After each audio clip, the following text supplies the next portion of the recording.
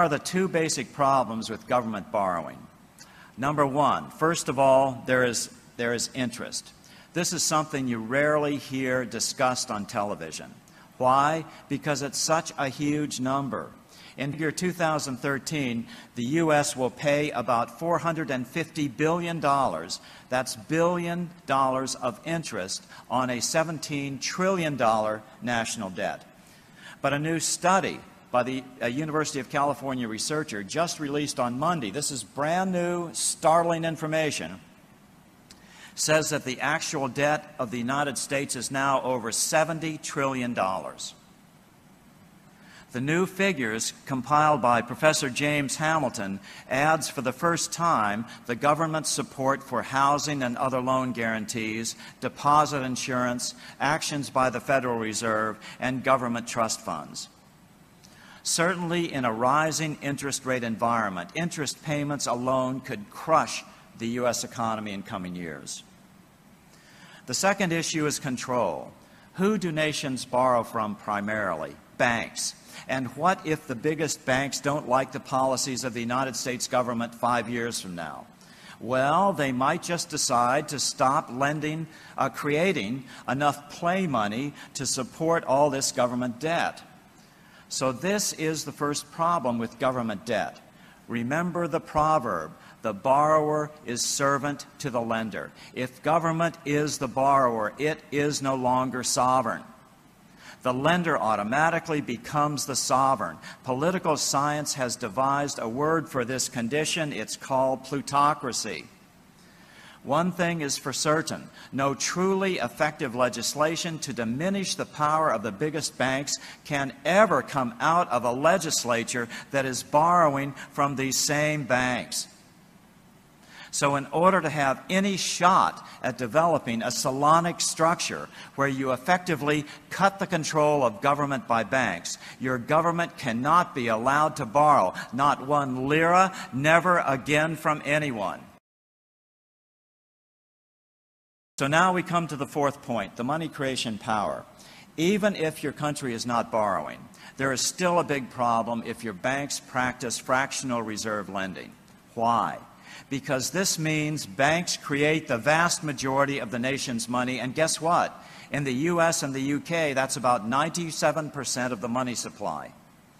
Banks are corporations, and corporations are required to maximize their profits.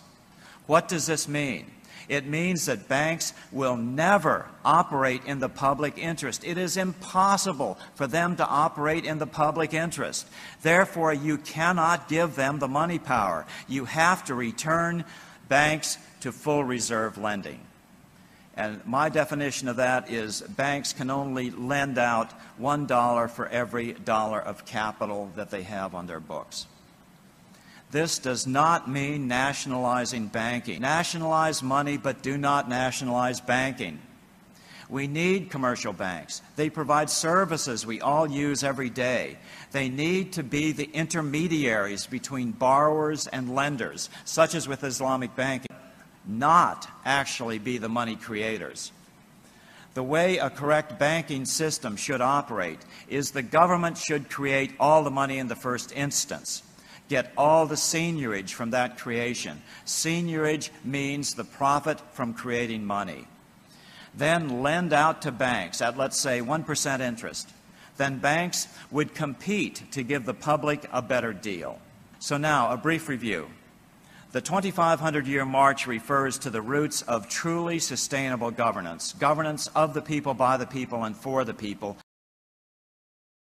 Number two, over-consolidation of power kills sustainable governance because it kills buy-in from the public. This is a tremendously underappreciated feature. National debt. National debt is killing national sustainability in two ways. Number one, the interest is sucking the life out of their economies, and number two, the control factor exerted by the lender ensures that the problem cannot be fixed by legislation. The U.S. financial system is run by nothing less than a conspiracy of gangsters at the top. They are completely outside of the rule of law. They have completely bought out the regulatory system. The President of the United States is has absolutely no control over them. They're gangsters. They're completely out of control. And they're destroying not only the U.S. economy, but the economy of every nation on this planet. I don't know how this is going to resolve itself. They say that the U.S. is the cleanest dirty shirt in the globe. I wouldn't use the word clean. We're maybe the crookedest dirty shirt on the globe, and so therefore we're going to be able to devise yet another way to reinflate this bubble. I don't know, but I just had to get that out, that I'm completely disgusted with the American financial system and how and the effect it's having on countries that are really trying to do the right thing, like Turkey. I was so heartened by the President's message yesterday.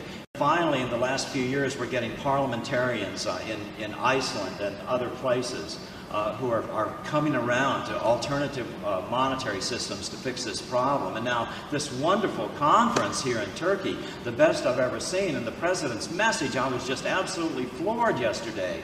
To actually have the head of state of a nation trying to create a national money system in the public interest just blows me away. Bravo, Turkey. Go for it.